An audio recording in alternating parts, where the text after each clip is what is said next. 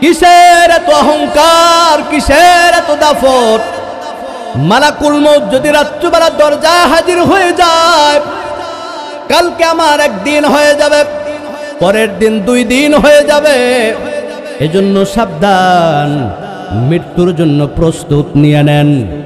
দুনিয়ার সব কিছুর গ্যারান্টি আছে, মৃত্যুর কোনো গ্যারান্টি নাই। সব কিছুর গ্যারান্টি আছে, মৌতের কোনো গ্যারান্টি নাই। আমার ভাইরা, দুনিয়াতে আসছি একদিন খালি হাতে যাব, আবার খালি হাতে, সাথে কিছুই যাবে না রে ভাই।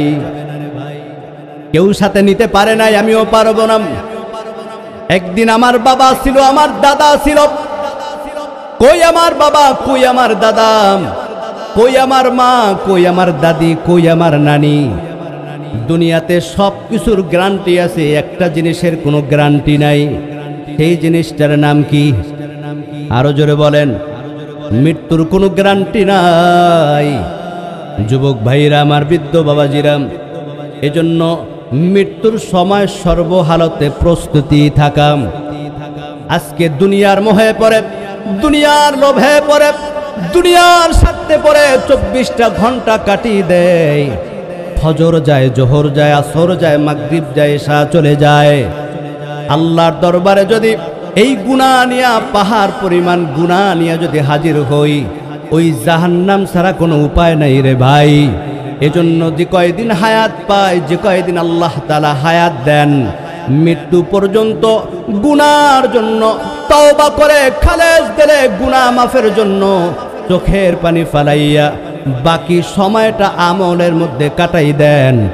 মৃত্যুর সময় আল্লাহ তাআলা আপনার খালেস দিলে তওবার কারণে, নেক আমল কারণে, আল্লাহ মৃত্যুর পর আপনাকে বিনা হিসাবে জান্নাত দান করে দিবেন। এ ভাইরা আমার, এই দুনিয়াতে বড় বড় ধনী ব্যক্তিরা, সম্পদশালী ব্যক্তিরা, রাজা বাদশারা, যাদের অর্থের কোনো অভাব নাই, সম্পদের কোনো অভাব নাই, বাঁচার জন্য তারাও চেষ্টা কম করে নাই, দুনিয়াতে থাকার জন্য চেষ্টা কম করে নাই। অতএব আপনি আমিও দুনিয়াতে থাকতে পারবো না। আমার ভাইরা, আল্লাহ পাক রব্বুল আলামিন এই জমিনের মধ্যে 4 জন ব্যক্তিকে আল্লাহ তাআলা বাদশাহী দান করেছেন।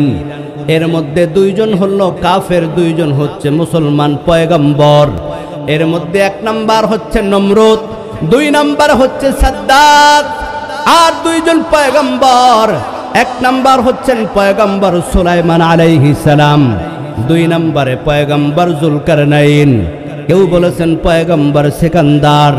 এই পয়গম্বর জুলকারনাইন গোটা জগতের বাদশাহ। অর্থের কোনো অভাব নাই, সম্পদের কোনো অভাব নাই, ক্ষমতার কোনো অভাব নাই।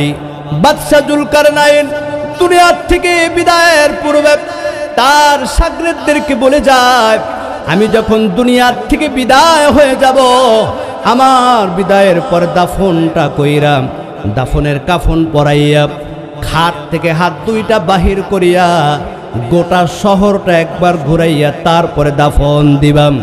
কথা মতো যখন দুনিয়ার থেকে বিদায় হয়ে গেলেন, শাগরেদরা গোসল করাইয়া খাটের মধ্যে শোয়াইয়া 2টা হাত বাহির করিয়া গোটা শহরটা যখন ঘুরাইতেছি, কিছু নাদানরা, দুনিয়াদারেরা ডাক দিয়ে বলে, দেখ দেখ, বাচ্চা সারা জীবন আমাদের কাছ থেকে ট্যাক্স নিছে, ভ্যাট নিছে, এখনো মৃত্যুর পর হাত 2টা বাহির করে আছে, মনে হয় এখনো বাদশা আমাদের কাছে ট্যাক্স চায়। ওলামায়ে কেরামরা ডাক দিয়ে বলে, না না, বাদশার তো সম্পদের কোনো অভাব নাই, বাদশার অর্থের অভাব নাই, টাকার অভাব নাই, ক্ষমতার অভাব নাই।